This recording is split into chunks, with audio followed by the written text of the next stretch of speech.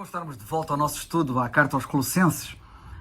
Como sempre fazemos, é a nossa panágio, uma grande saudação para todos aqueles de vós que nos acompanham neste estudo. Um grande abraço, cheio do amor de Deus e com a oração de que o Senhor nos possa de facto ajudar mutuamente na leitura, na compreensão e na aplicação da Palavra de Deus nas nossas vidas. Em Colossenses 4:7, vamos ler mais uma vez, lemos assim: Tíquico, irmão amado e fiel ministro, e conservo no Senhor vos fará saber o meu estado. Tíquico, irmão, ou irmão Tíquico. Foi assim que Paulo tratou de Tíquico. Era assim que os crentes se tratavam uns aos outros. Era assim que Paulo também era tratado pelos outros. Relembro aqui como ficou registado que Pedro tratou Paulo. Quando ele escreve na sua segunda carta, capítulo 3, versículo 15, disse ele: o nosso amado irmão Paulo. É assim que nos devemos tratar uns aos outros. O nosso amado irmão Paulo, o nosso amado irmão Tíquico. Tíquico, irmão amado. Paulo, irmão amado. É assim que nos devemos de facto tratar uns aos outros. É bom lembrar também aqui as palavras do Senhor Jesus Cristo um dia, como estão registadas em Mateus 23, 8-12. Vejamos aquilo que ele ensinou a este respeito. Disse ele assim aos seus discípulos: vós, porém, não queirais ser chamados Rabi, porque um só é o vosso mestre, a saber, o Cristo, e todos vós sois irmãos. E a ninguém na terra chameis vosso Pai, porque um só é o vosso Pai, o qual está nos céus. Nem vos chameis mestres, porque um só é o vosso mestre, que é o Cristo. O maior dentre vós será vosso servo, e o que a si mesmo se exaltar será humilhado, e o que a si mesmo se humilhar será exaltado. Os títulos do mundo secular, legítimos e merecidos, não têm qualquer lugar na Assembleia dos Santos, na Assembleia de Deus. As conquistas profissionais pessoais podem ter peso, e têm, mas no mundo secular, não na Igreja, pois na Igreja todos vós sois irmãos, como ensinou o Senhor Jesus Cristo. A glória e a distinção terrenas devem ficar à porta do ajuntamento dos santos, ou da Assembleia de Deus. Aqui, na Assembleia, o escravo ergue-se ao mesmo nível do seu possuidor. Ambos foram remidos pelo sangue de Cristo e ambos são habitados pelo mesmo Espírito Santo, como lemos em Colossenses 3:11. Aqui, o carpinteiro senta-se ao lado do engenheiro, sendo ambos igualmente aceitos por Deus. Todos vós sois irmãos. Gosto desta declaração do Senhor em Mateus, no capítulo 23. Há que fazer jus a esta declaração na nossa experiência prática. Não aceitemos outro tratamento entre uns e outros. Nos relacionamentos entre os crentes na Igreja, o respeito não se conquista com o sucesso que se obtém no mundo, mas com a piedade que se alcança por se andar com Deus. De facto, não sei se já notaste, a prosperidade mundana pode indiciar até um espírito cobiçoso, como vemos em 1 Timóteo 3:3. No reino espiritual, é o caráter e a obra espiritual de alguém a verdadeira piedade que lhe granjeia o respeito e a estima. Os líderes espirituais devem lembrar-se que não devem ter domínio sobre a herança de Deus, como Pedro escreveu no capítulo 5, versículo 3 da primeira carta, mas servir de exemplo ao rebanho. Por sua vez, os crentes são exortados a ter estes crentes em grande estima e amor por causa da sua obra, como vemos em 1 Tessalonicenses 5:13, mas nunca a tratá-los de forma diferenciada, pois todos vós sois irmãos. O crente mais digno de amor e respeito é aquele que nunca procura lugar para si mesmo, é aquele que se deleita em ser escravo ou servo de todos. O maior dentre vós será vosso servo, disse o Senhor em Mateus 23:11. É aquele que é caracterizado pela humildade, pela negação da sua vontade. O próprio Senhor não deixou aos seus discípulos um exemplo a este respeito? Tendo consciência da grandeza da sua autoridade, o Pai tinha depositado nas suas mãos todas as coisas, lemos em João 13:3, e da glória da sua pessoa havia saído de Deus.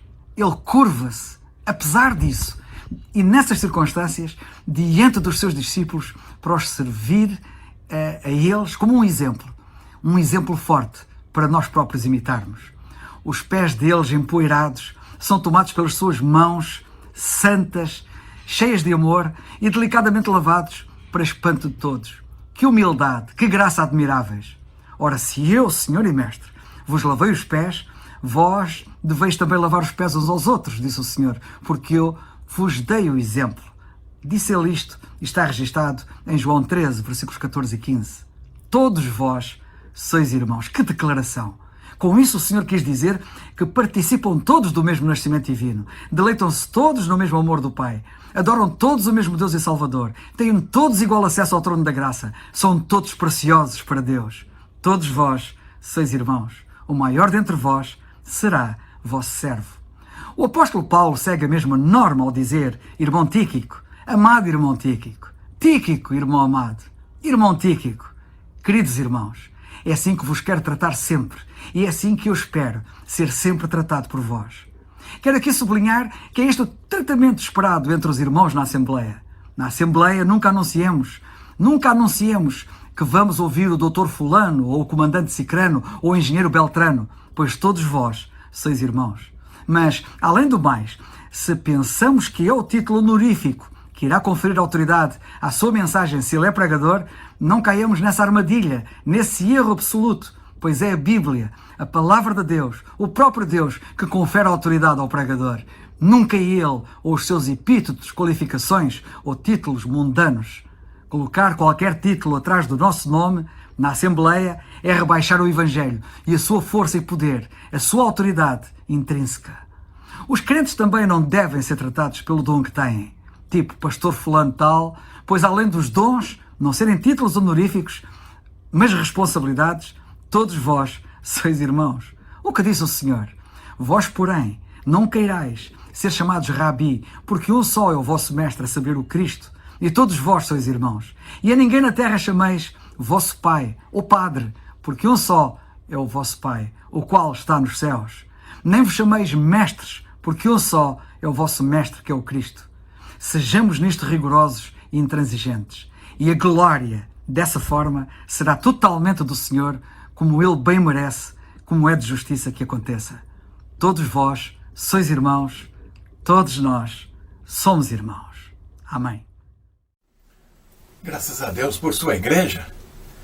Louvo ao Senhor pelos irmãos, que recebem meus pequenos pensamentos, a grande consideração, carinho.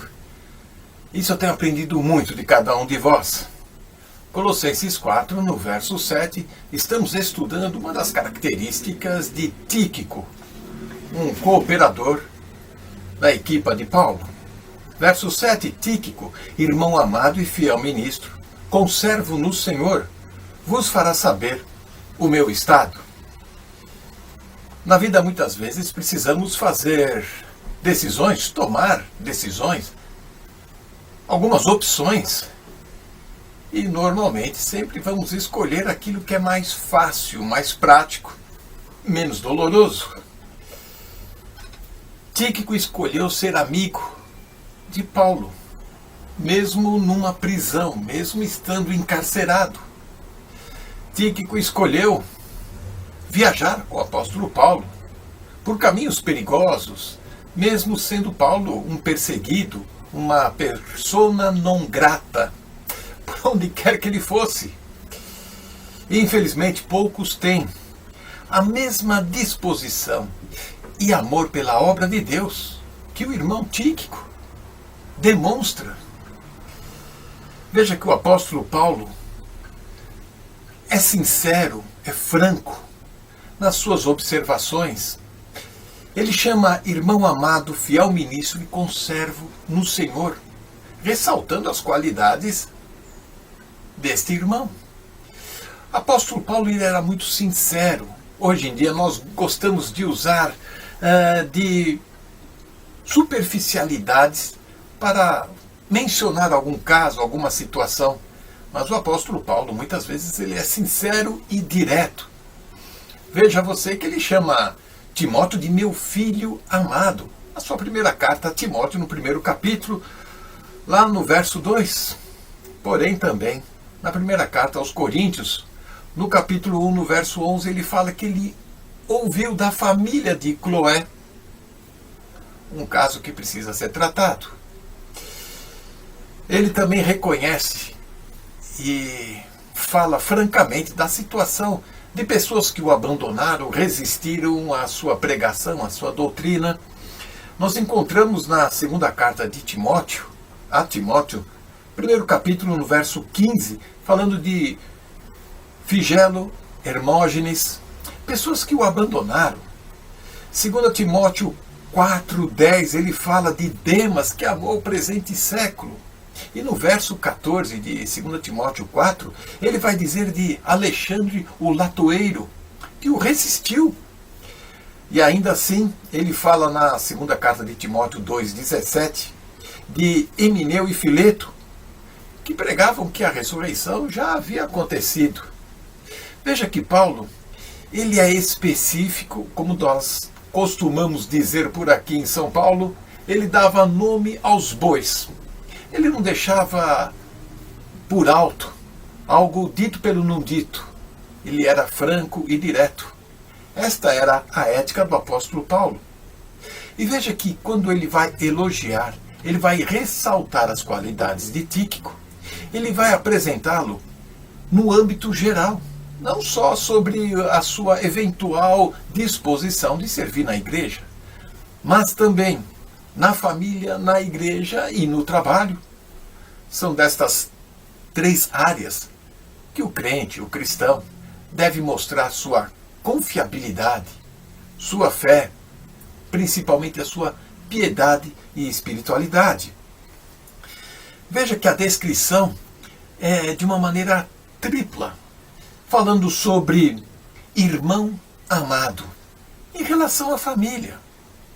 Ele ganhou a afeição do apóstolo Paulo, não só como um membro da igreja, não apenas como um conhecido, mas alguém que ele tinha como família, alguém que estava com ele nos momentos mais difíceis, nos momentos mais sombrios da vida. Estava lá encorajando, apoiando, incentivando.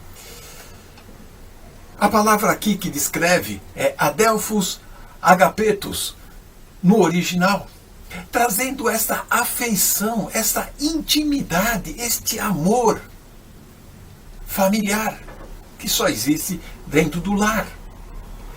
Em relação à igreja, ele é fiel ministro, o pistos, a fidelidade, a confiabilidade demonstrada por Tíquico, uma característica que todos nós devemos cultivar, buscar.